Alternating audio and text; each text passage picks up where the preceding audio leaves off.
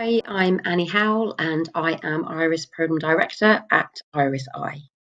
IRISi started producing the national report in 2013. So after the randomised control trial finished in 2010, we moved on to commission IRIS at sites in the real world. So 2013 was when we decided to put our first report together to understand and reflect on the work we'd done and what we'd achieved so far with our partners. In 2013, it was Medina Johnson, who's now Chief Exec at IRISi, and myself who put the national report together. So it did look very different then to how it looks today. The report today is put together with our colleagues in data science, design and comms. So yeah, it's great. We're really proud of it.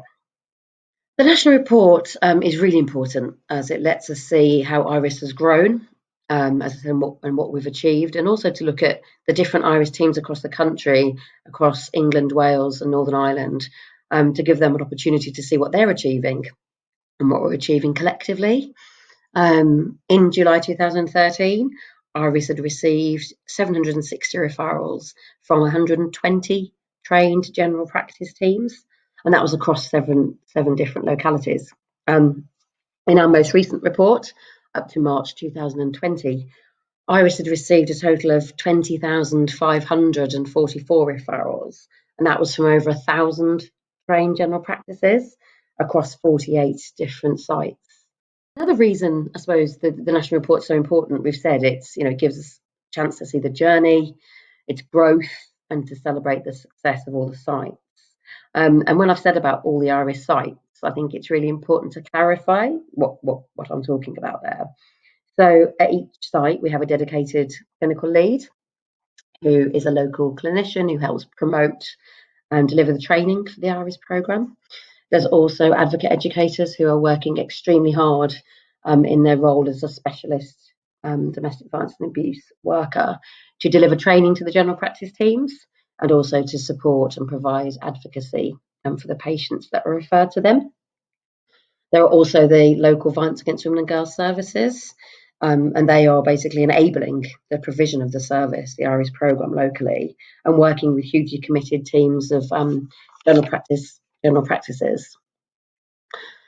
Then, of course, there were the commissioners, the local commissioners who, as I said, enable the actual implementation locally in that area. So I think all of these people, of course, have a real interest in how IRIS is doing, how we're performing, and to see that big picture.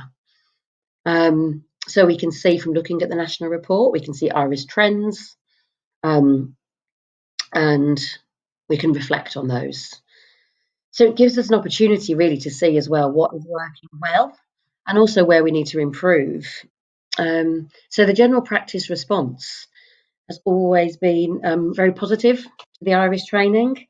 And when we look at the evaluation forms and clinician comments around the training, they always demonstrate a really big improvement in their knowledge and understanding of domestic violence and abuse and the impact on their practice.